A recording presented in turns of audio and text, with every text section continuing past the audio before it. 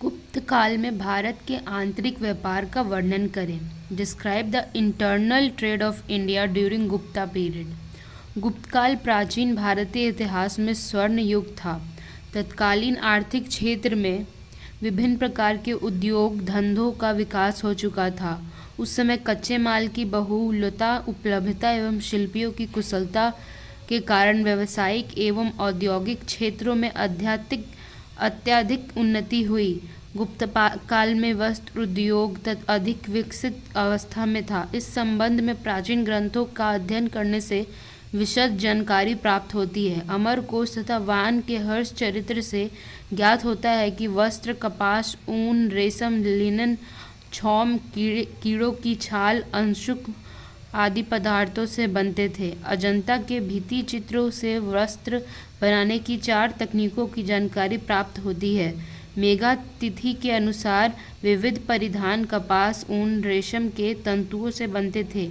10 कुमार चरित में रेशमी वस्त्र के निक्षिप्य परिधान का उल्लेख है। कादंबरी में अनेक रंग से संयुक्त इंद्रधनुष के समान विविध वर्ण के मनोहर वस्त्र धारण करने का उल्लेख है। वस्त्र उद्योग। तत्कालीन साहित्य में वस्त्र उद्योग के प्रमुख केंद्रों के विषय में शांति देव के शिक्षा समुच्चय से विदित होता है कि बनारस रेशमी वस्त्र बनाने के लिए सुप्रसिद्ध था। वान के हर्षचरित में उल्लेखित है कि पुंड्रु देश के थौम वस्त्र तथा कामरूप का वस्त्रोद्योग भी ख्याति उपलब्ध था। उन्होंने लाल रेशमी वस्त्रों के पताके का उल्लेख किया है। कालिका पुराण में कपास का उल्लेख है जिससे सूती वस्त्र बनाया जाता था। हुमायूं सिंह के कथन अनुसार मथुरा में बहुत सुंदर सूती वस्त्र तैयार किए जाते थे। उनके मता अनुसार 7वीं शताब्दी में मथुरा का सूती उद्योग बहुत अधिक प्रचलित था।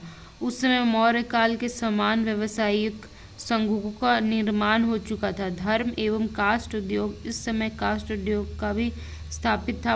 वाण ने बेंत की कुर्सी का उल्लेख किया है। चर्म उद्योग के संबंध में अमरकोश से यह जानकारी प्राप्त होती है कि इस समय चमड़े के जूते, पंखे, बोतल आदि वस्तुएं तैयार की जाती थी। रघुवंशम में यह वर्णित है कि शिल्पी लोग हाथी दांत का प्रयोग कर सिंहासन, मंजूषा तथा आभूषण आदि वस्तुओं का निर्माण करते थे। आर्कियोलॉजिकल एवं सर्वे रिपोर्ट्स में इलाहाबाद के समीप भीटा से हाथी दांत निर्मित मुद्राओं की प्राप्ति का उल्लेख किया गया। इस काल में अस्त्र शस्त्र निर्माण उद्योग को भी विकास हो चुका था। पुराणों में अनेक प्रकार के अस्त्र शस्त्रों का उल्लेख किया गया है। अग्नि पुराण में एक स्थल पर शस्त्रों के निर्माण का वर्णन मिलता है।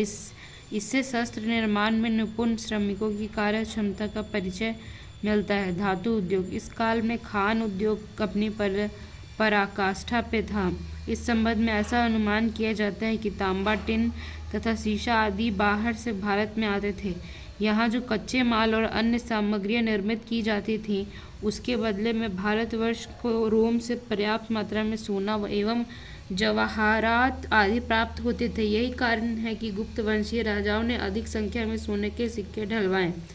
पुरातात्विक आधार पर यह कथनीय है कि भारत में ऐतिहासिक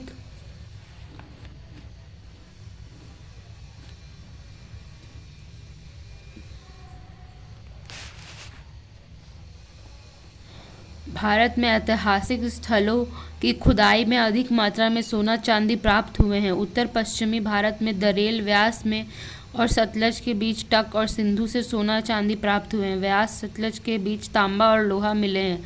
नेपाल, कुल्लू देश में भी तांबा प्राप्त होता था।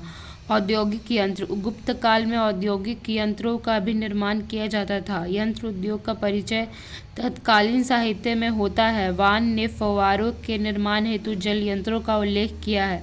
काव्य मीमांसा में जल यंत्र एवं पच्चीकारी के उल्लेख मिलता है। वैज्ञानिक अन्वेषण।